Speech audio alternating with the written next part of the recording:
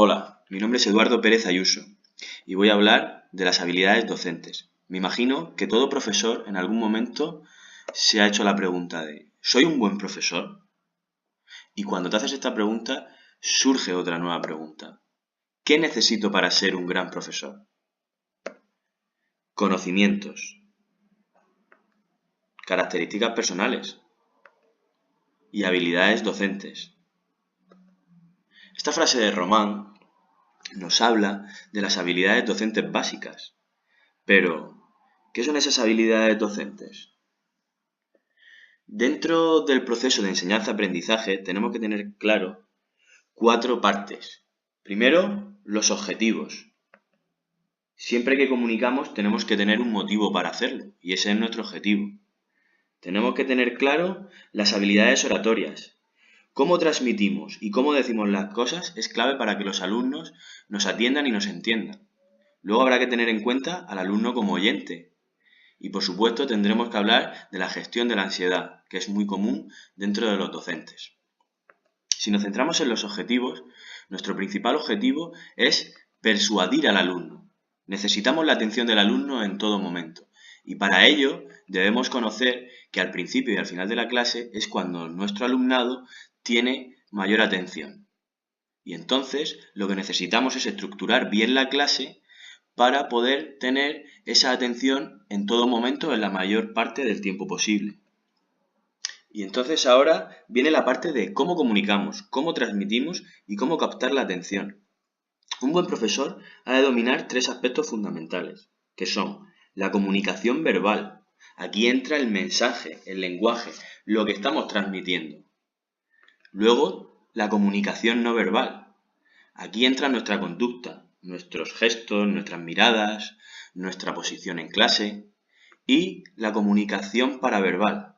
Aquí es el cómo decimos las cosas, la entonación, la fluidez, que cambia mucho el significado del mensaje. El investigador Albert fragmentó en porcentajes la importancia de un mensaje. Tenemos las 3 partes, el lenguaje verbal, el no verbal y el paraverbal. Y como podemos ver en el gráfico, la comunicación verbal apenas participa. Es más importante la corporal que el propio mensaje en sí. Luego, si tenemos en cuenta al alumno, debemos de conocerles, debemos de saber sus gustos e inquietudes y los problemas que puedan tener. Además, debemos de observar su lenguaje corporal e intentar interpretar el feedback que nos producen en clase. Luego, tenemos que hablar de la ansiedad, este tema tan común dentro del mundo docente. Hablaremos un poco de las causas, los efectos y las soluciones. Las posibles causas. Pues tenemos las características personales, como es el autoestima. Cuando iniciamos en la docencia, el ser novato a la hora de hablar en público nos puede causar gran ansiedad. El tiempo de exposición de la clase es muy importante. No es lo mismo exponer durante 1 hora y media que tener que exponer durante 5 minutos. Y el tiempo que tenemos para prepararnos esa clase también es muy importante. Los efectos, bueno, los efectos están muy claros. A mayor ansiedad, nuestra intervención va a ser peor. Tendremos peor concentración. Y eso hará que desencadenemos en una mala clase, que no podamos transmitir el mensaje como queremos. Hay que tener en cuenta los 3 niveles del comportamiento, como son conducta motora, conducta cognitiva y conducta fisiológica. La motora es lo que hacemos, la cognitiva es lo que sentimos, lo que pensamos y la conducta fisiológica es lo que sentimos. Posibles soluciones. Pues tendremos el control fisiológico y el control mental. Dentro del fisiológico, con respiraciones profundas y con ejercicios de relajación podremos conseguir tener menor ansiedad.